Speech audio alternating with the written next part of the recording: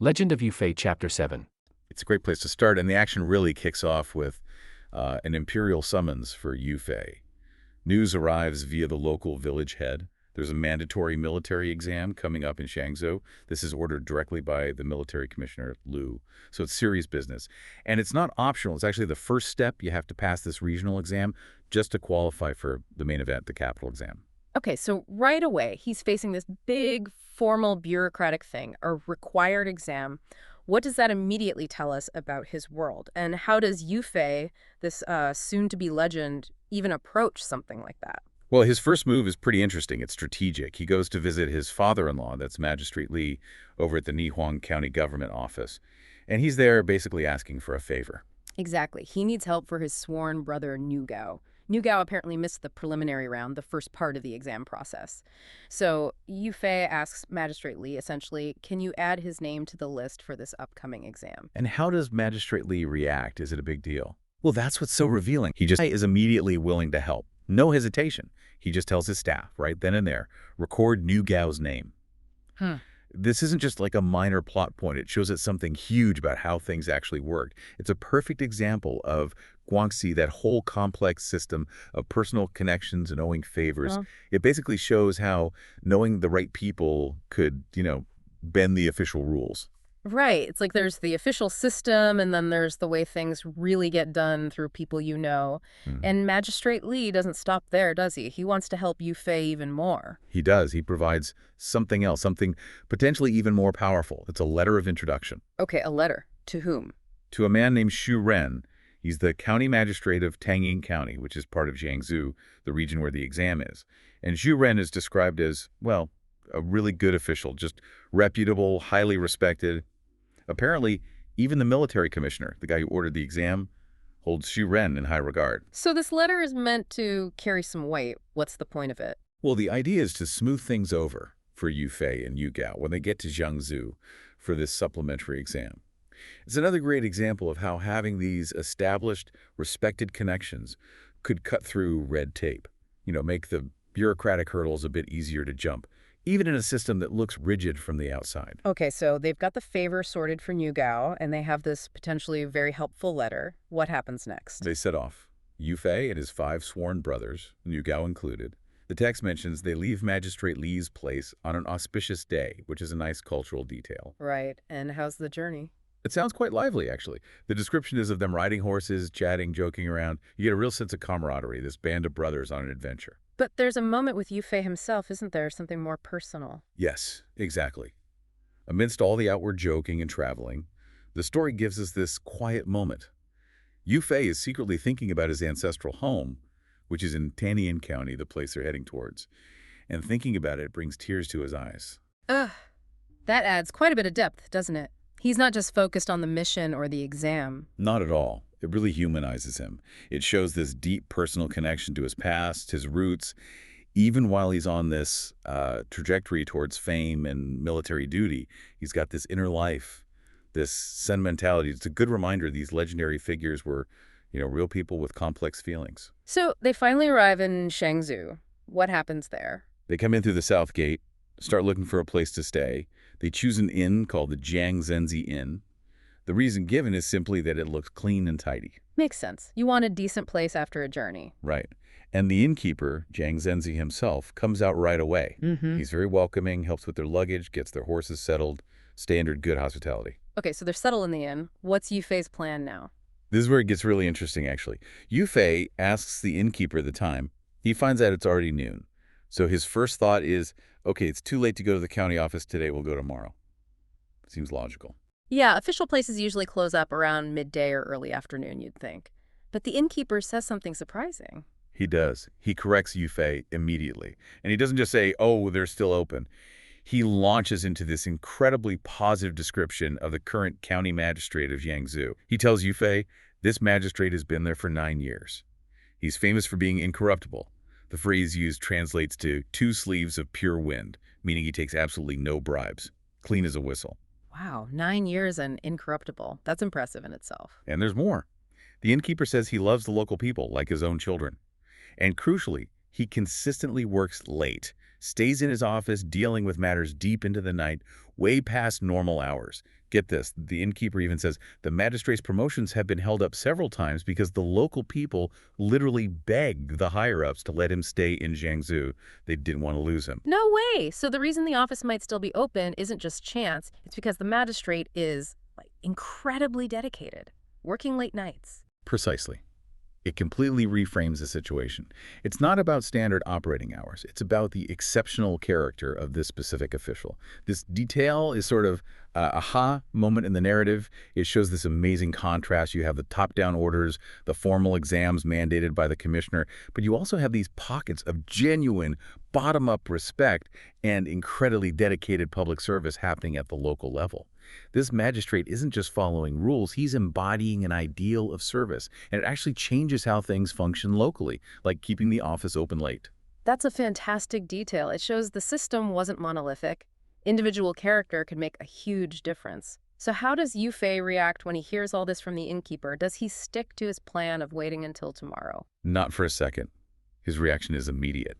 As soon as he hears about this diligent, working late magistrate, he changes his plan completely. He goes right back to their room, gets that letter of introduction from his luggage, locks the door, And heads straight out. heads straight to the county office with his brothers.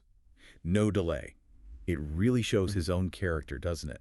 He hears about genuine dedication to duty, and his response is respect and immediate action. He wants to engage with that kind of official right away. Imagine waking up from a dream, a really vivid one. So perplexing it just sticks with you. Oh yeah, those are unsettling. Exactly. County magistrate, Shu Ren, and this really disturbing night vision he has. It sets off this wild chain of events. Right. What did Xu Ren see? He dreams about five-colored tigers. They fly into his hall, and then they just pounce on him. Wow, tigers. 5 colored ones, yeah. It shakes him up so badly that he calls his whole staff together. He's like, does anyone here interpret dreams? I mean, what would you even do? Yeah. I think I'd be pretty freaked out. Definitely asking around. So his staff is there. Does someone step up? Yes, this scribe named Bai Xiao volunteers. And his name, funnily enough, means knows everything. Ah, convenient. Right. And his interpretation is, well, it's bold. He compares Zhu Ren's dream directly to King Wen of Zhu. Okay, the legendary Sage King. The very one. He reminds Zhu Ren how King Wen dreamt of a flying bear just before he found his legendary strategist Jiang Zia. So he's saying Xu Ren is like King Wen about to find some amazing talent. Exactly. Yeah. Which is quite a statement to make to your boss, a county magistrate. Yeah. Comparing him to the King Wen. You can imagine the sheer nerve. Yeah, that takes guts. How does Xu Ren take being compared to, ancient royalty? Not well. Not well at all. He basically explodes. Curses Bai Xiao, calls him a doghead. Oof. Yeah, for daring to make that comparison. Shuts him down completely. So much for the profound dream interpretation, right? Right. It just hits his ego wrong. It really does. So the big prophetic moment kind of fizzles out because of pride. But then things take another turn, don't they? Right after this outburst. They do. Almost immediately, 5 warriors show up. They're from Neihuang County, sent by another magistrate, and they need to see Zhu Ren. 5 warriors. Like the 5 tigers. Ah, you see? Zhu Ren starts thinking the same thing. He sees these guys, described as magnificent and stately, and he wonders, maybe this is what the dream was about. Maybe it's about them, not him. Interesting. So his perspective shifts a bit. Is he helpful to them initially? Very helpful at first. He finds out who they are. Yu Fei is among them, learns they're staying locally at Jiang Zhenzi's shop, and he says, oh, look, I know the military officer, Hong Xian. The Zhang Zhongguang. Right, the one in charge of the capital department. Yu Ren says, he's an acquaintance. I'll send word, get your examination set up for tomorrow. Seems pretty straightforward. Yeah, sounds like things are finally moving for these warriors. So next day, they go to the military camp. Yu Fei steps up, asks Hong Xian about testing their skills, archery, horsemanship. And this is where the mood changes, instantly. Hong Xian doesn't even talk about skills. First thing he does is turn to his attendant and ask, quietly, did they bring the usual fee? The bribes. The bribe. And the attendant says no. Yu Fei, bless him, offers to run home and get it. He clearly doesn't understand it's not an official fee, it's just graft. Just everyday corruption. So what does Hong Xian do then? Does he say, okay, go get the money? Nope, he just shuts him down. Says the general isn't testing anyone today, tells him come back in 3 days. Just like that. A classic stall tactic. Totally. Trying to pressure them, make them realize they need to pay up if they want anything to happen. Yeah. But then, pure chance, or maybe fate. Xu Ren again? Zhu Ren again. The warriors are walking back, probably pretty dejected, and they bump right into Magistrate Xu Ren. What happens when he hears their story about the fee, the delay? He's indignant. He literally says, what nonsense? Does an exam only happen if Hong Xian says so? He's clearly annoyed by this petty corruption. Good for him. Yeah. And he tells the warriors, right, follow me, we're going back. He decides to intervene directly. That's quite a shift, isn't it? The guy who just yelled at his scribe for comparing him to a king is now sticking his neck out for these strangers. It is. It shows a different side of him. Maybe the dream or just seeing the injustice sparked something. So they all march back to the camp. And they go over Hong Xian's head this time? Straight over his head. They submit a formal request to see the big boss, Commander Liu of the Capital Department.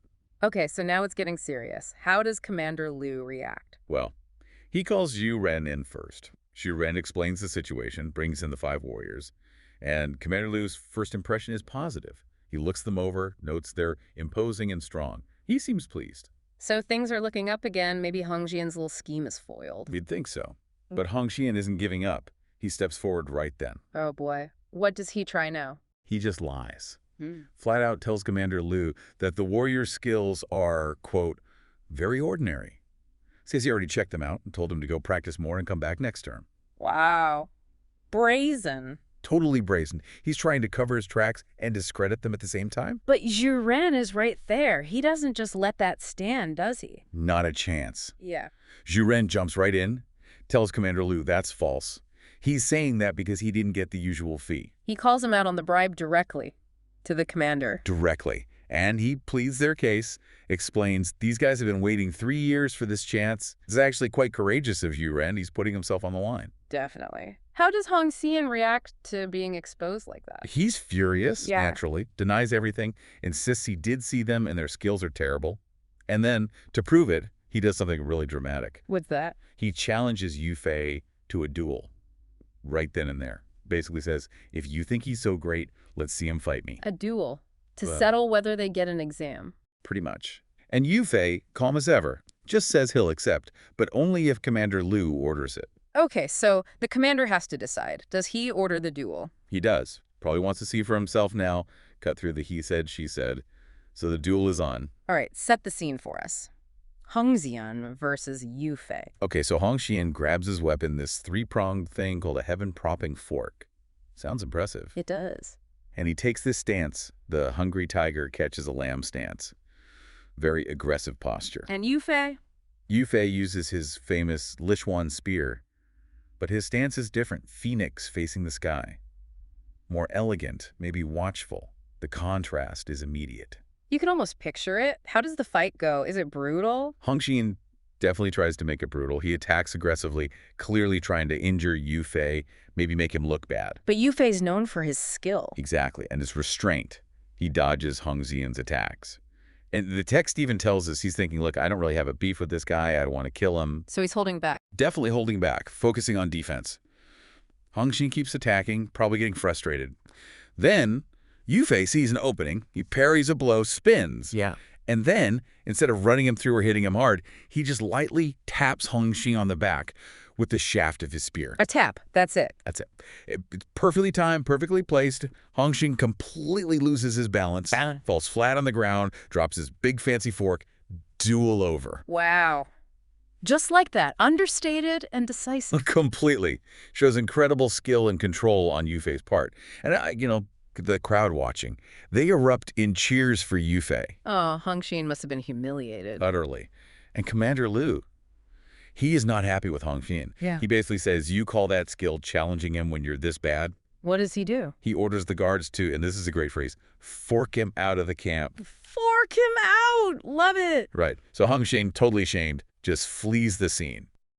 Liu Duan, a high-ranking official. Commander Liu. He tells Magistrate Xu Ren, bring me those 5 martial students, including Yu Fei, of course. To the archery hall. Time for a test. And hell, Yu Fei, he just stands out immediately. Oh, completely. The other 4 try, but Yu Fei's archery skill is just superior. You can see it. It's not just hitting the target. It's the power, the precision. He's clearly been trained and trained well. Yeah, you get the sense it's more than just practice. So Lu Duran, he's obviously impressed. Naturally, he sees this talent. And he asks him straight up, are you actually from Nihon County? He wants to know where this kid came from. And Yufei is very direct. No hesitation. He says, well, actually, I was born in Tangin County, Xiaodi Village, Yang'an Township. Then he tells this incredible story. Right. The flood, just 3 days after he was born. His mother floating in a water jar, holding him, all the way to Nihon County. And how he was kindly taken in, adopted, and raised by Wang Ming. It's quite the origin story. Already marks him as someone special, someone who's overcome a lot. Definitely. And then comes the big reveal about his training. Ah, yes. He says he learned his martial arts from his first righteous father, Zhu Tong. And he learned alongside his sworn brothers. And the moment he says Yusong. Everything changes. Exactly. Ludi Donyan's reaction is immediate. He's overjoyed, almost reverent. He's like, that explains it. He clearly holds Zhu Tong in very high regard. Extremely high. He talks about Zhu Tong's amazing skill in both literature and martial arts. And he laments that Zhu Tong had turned down offers to serve the empire and sadly had passed away. So Lu Duyan isn't just seeing Yufei's talent. He's seeing the legacy of a master he admired. Precisely. And this connection is key. It leads to a huge opportunity for Yufei. Lu Duyan doesn't just praise him, he makes a promise. A big one. He says he'll send letters straight to the capital. He's going to arrange Yufei's official career, help him advance. Which is already massive for a young student like him. But then Lu Duyan goes even further, doesn't he? He does. This is where it gets really interesting. He tells Magistrate Xu Ren, go back to your office. Find all of Yufei's old family property, the foundations, everything back in Tangyin. His original home. His original home. And then, Lu Duan says, use official funds to build him new houses there so he can return to his native land. Wow, that's more than patronage. That's restoring his entire heritage. It's huge. In a society where ancestry and land meant so much, this was incredibly significant. It's giving him back his roots, his identity, in a very tangible way. So what happens next? Does it happen quickly? Very quickly. Yufei thanks him, naturally. Then he goes with Magistrate Zhu back to the office. Xu throws a banquet for him. A celebration. Right. And then Zhu tells him, okay, go back to Neihong now, get your mother. It's time to move to your new home in Tangyin. Things are moving fast. Unbelievably fast. So Yufei goes back to Neihuang. Wastes no time. He tells his mother, Yuanren, the amazing news. And she's just thrilled, overjoyed for him, you can imagine. Absolutely. But not everyone's reaction is pure joy. No. His sworn brothers, the ones he grew up with, trained with, they're saddened. The thought of him leaving is difficult for them. They're a tight group. His bond is clearly very strong. It really is. And this leads to a discussion among the elders. 3 of them, including Wang Yuanwei and Zhang Yanwei. These Wanwei titles suggest they're respected, probably wealthy, local figures. Okay, so the community leaders. Exactly. They start talking about Yufei returning to the clan, and Wang Yuanwei voices real reluctance. He even brings up something Yufei's birth father supposedly said on his deathbed to his sons. Stay with Pengju, Yufei's infant name, don't leave him, and you'll find success. So there's this sense of almost inherited duty towards Yufei. A very deep sense of obligation, yes. It's more than just friendship. So Yufei's caught in the middle. Right. He explains his situation. He loves his foster family, his brothers, his uncles. But he can't just ignore this incredible kindness, this huge opportunity from Lu Duan. He feels he has to go. It's a tough spot. It is. And that's when Zhang Yuanwei comes up with this, well, radical idea. Okay, I'm ready for this. He basically says, look, we should never separate, not for our whole lives. He points out he's wealthy, only has 1 child. So he has resources. Plenty. He proposes, let's leave just a couple of people here to manage our properties. Everyone else, our families, our servants, all our valuables, let's pack it all up and move with Yufei to Tangyin County. Wait, the entire extended family's moving just to stay with him? The whole group, lock, stock, and barrel. It's an absolutely staggering proposal. I mean, that's loyalty on a whole different level. It's a complete life upheaval. It truly is. It speaks volumes about the concept of Yi, that righteous loyalty. They see their fate as tied together with his. This isn't just friendship. It's sworn brotherhood taken to the extreme. And how do the others react? They love it. The other elders immediately agree. Excellent idea, they say. Just like that. Wow. No hesitation. None reported. They're all in. How does Yufei react to this? He must be overwhelmed. He is. He expresses concern, points out how massive an undertaking this is for everyone, just for his sake. He suggests maybe they should reconsider, Understandable. but they won't hear of it. Always is. Their minds are made up. He basically has to accept this incredible act of collective commitment. This idea of a chosen family. It's incredibly powerful here. It really is. They're literally choosing to rebuild their lives around him. So Yufei tells his mother, Yu Anren, the plan. Yes. She wants to talk it over with the other wives, which is Okay. practical. But one of the sworn brothers, Niu Gao, he just blurts out immediately, "I'm going with Big Brother, no question." Huh, just straight out. And Yu Aaron confirms, well, of course, your mother and son will come too. It's decided. The momentum is unstoppable. Okay, so amidst all this planning, this massive move, there's one more piece, right? A visit Yufei makes. Yes, and it adds another interesting layer. He goes to the city to visit his father-in-law, Magistrate Li. Ah, okay. So he's married already at this point. Seems so, or at least betrothed with a strong connection via the magistrate. He tells Magistrate Li everything that's happened. The whole story. Meeting the magistrate, the archery test. Everything. The bribe request that got bypassed, the competition, Lu Duyan's intervention, the order to investigate his old property, build him a new house, his return to Tangyin, the whole sequence. And then he adds something crucial. Yes. He explicitly credits his father-in-law. He says something like, all this success, being able to go back to my ancestral home, it's all thanks to your gracious help and promotion. And how does Magistrate Li react? He simply comes up with this idea. Tells Yufei, go back quickly and tell your mother. A cliffhanger.